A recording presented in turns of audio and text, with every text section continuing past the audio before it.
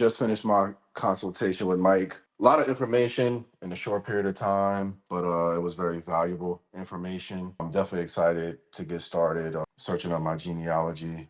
He's been an awesome resource. Gave me a lot of information, a lot of things, a lot of pieces to the puzzle I didn't have. He was able to help me find them, and I 100% recommend Mike and his services to anyone who's looking to crack the code, so to speak, on their genealogy. Because there's a lot of how we say fake news going around with this subject, and it's very important that people are able to put the pieces together. Because if you don't know your history, you don't know your future. So 100% sign up. A group of African Americans, but we wasn't around labeled as African Americans until 1988. And in 1682, they reclassified Native Americans and lumped them up with Africans as Negroes and other slaves. So we already know, more likely than not, these were Black Indians. And let's see how Hacho treated Black Indians at a time when Indians were anti-Black like a Indians was hating on Black people like white supremacists. But let's see how Hacho treats these Black Indians. A group of Black Indians came to Hacho's grounds seeking refuge. They had faced discrimination and been driven out of other parts of Oklahoma.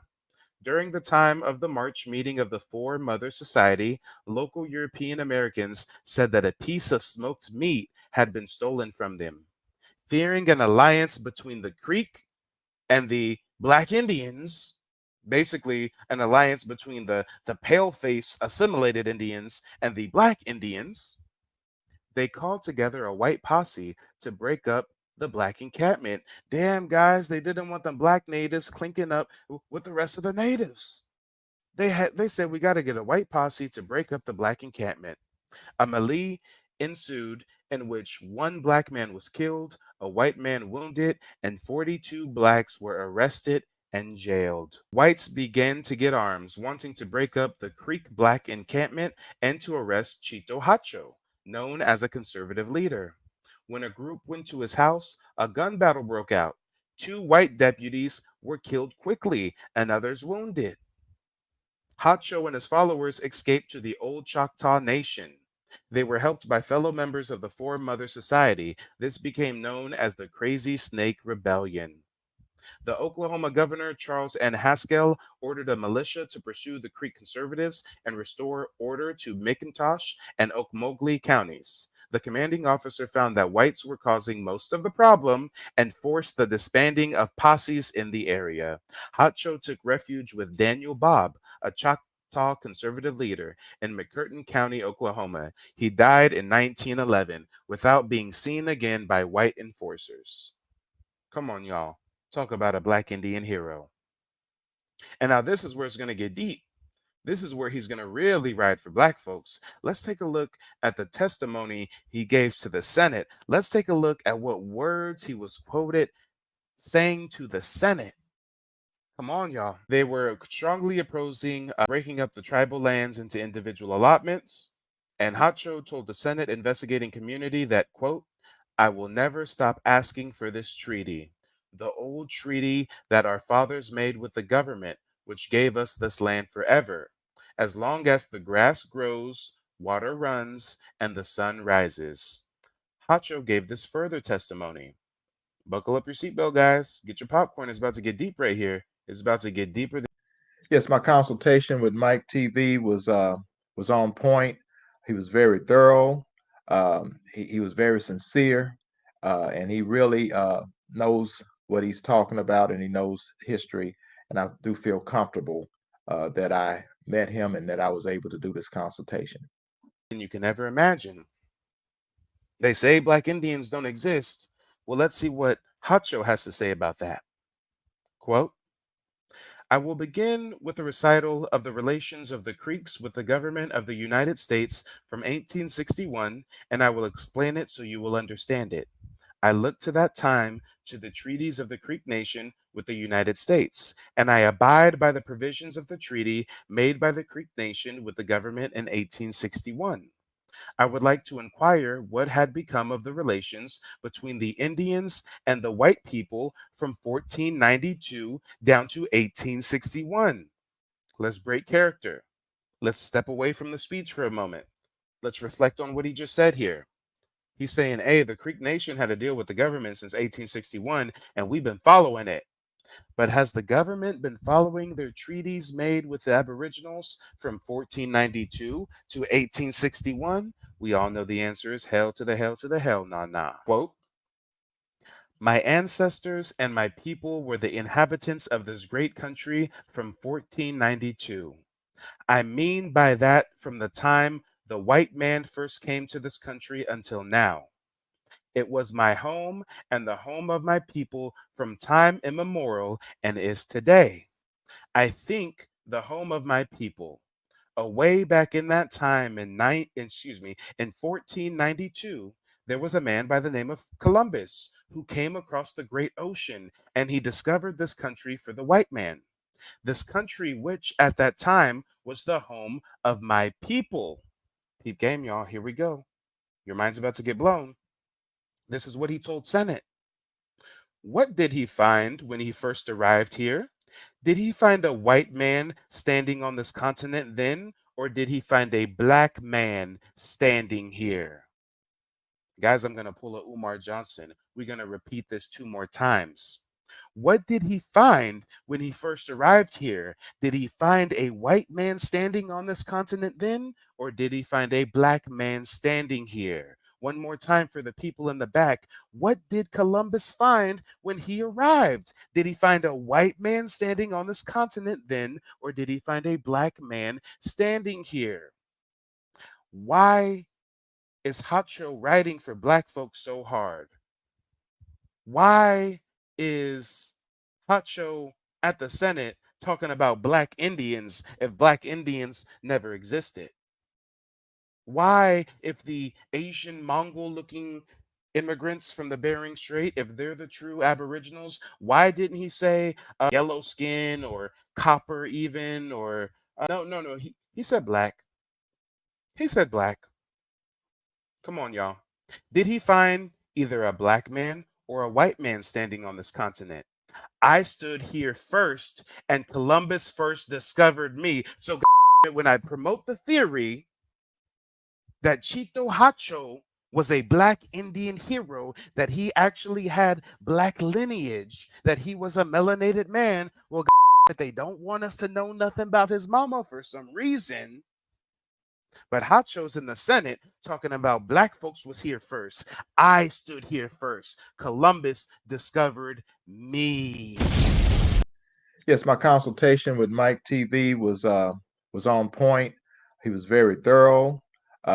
He was very sincere, and he really knows what he's talking about, and he knows history. And I do feel comfortable that I met him and that I was able to do this consultation.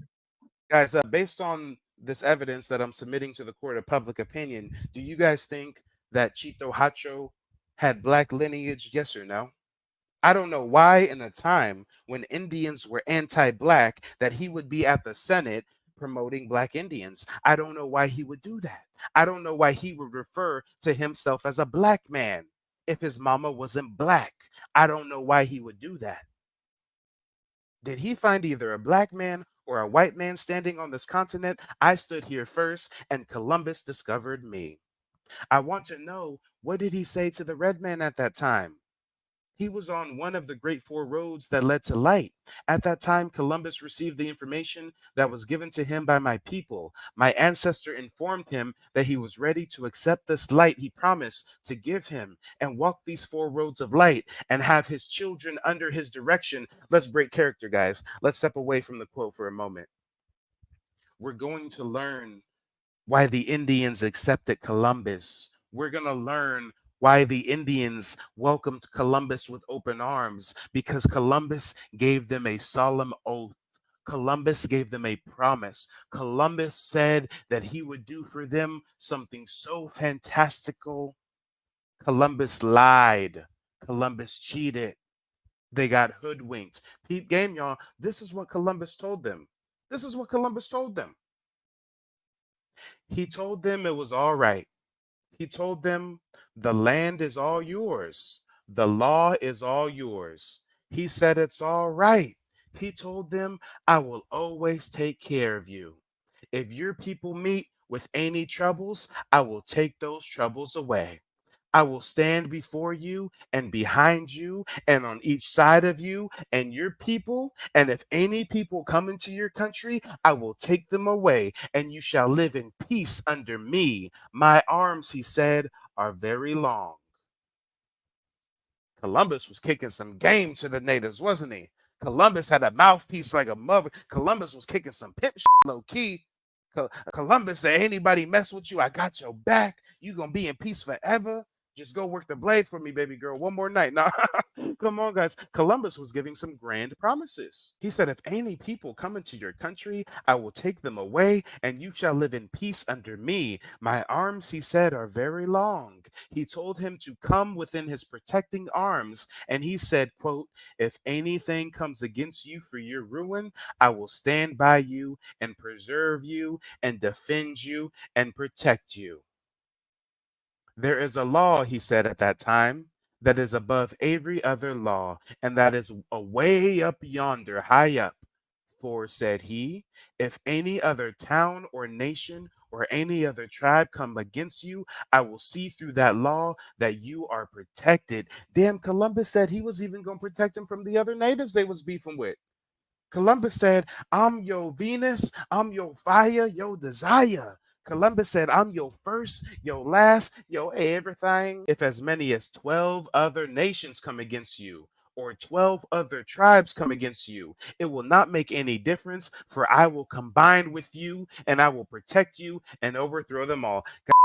Y'all Columbus said if some Lord of the Rings type shit pop off, if some Game of Thrones type shit pop off, he said if 20 Indians, excuse me. I'm so glad that, you know what I'm saying, I even, you know what I mean, experienced this. I'm glad I experienced you from, you know what I mean, enlighten me from the internet to, you know what I mean, online, getting one-on-one in depth, giving me a lot of information that I can take back to my people as well. And hopefully we could both get the everything meshing with everything with the lineage and everything with the genealogy. This is no scam. This is all real. This is a real homeboy that put it down. He mean what he say. He got receipts and he put it down. He stands on business. Straight up. One love. 12 Indians, 12 tribes, 12 nations. If 12 different armies come at you, I will rock with you. I got your back. We locked in. We kinfolk. Come on. Columbus was lying, lying, lying. I will protect you in all things and take care of everything about your existence, so you will live in this land that is yours and your father's without fear. That is what he said, and we agreed upon those terms. He told me that as long as the sun shone and the sky is up yonder, these agreements shall be kept. This was the first agreement that we had with the white man. And again, guys, the man who's saying all this is Hacho. Hacho's at Senate. He's saying, hey, Columbus saw black people here, not white people, and he gave this agreement to us black Indians, and he broke the promise. He said, as long as the sun rises, it shall last. As long as the waters run, it shall last. As long as the grass grows, it shall last. That was what it was to be, and we agreed upon those terms. That was what the agreement was, and we signed our names to that agreement and to those terms. He said, just as long as you see light here, just as long as you see light glimmering over us, shall these agreements be kept, and not until all these things shall cease and pass away shall our agreements pass away. In plain English, he said for the rest of the world. He said until the sun becomes a supernova and burns us to a crisp. He said until an asteroid takes us out like the dinosaurs. He said till the end of the world, I will rock with you. I'm your man. I'm your nigga. I'm your Niji. I got you.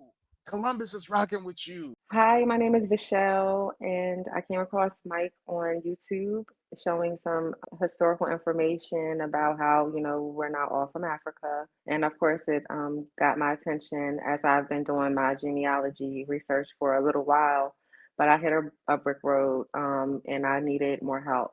So the consultation that I had with Mike, it was great, very informative, showed me a lot of history that I was unaware of. And it's made me more aware of what I don't know. So with finding him, I'm pretty sure that it's going to open up a new door, information about who I really am, who my lineage is.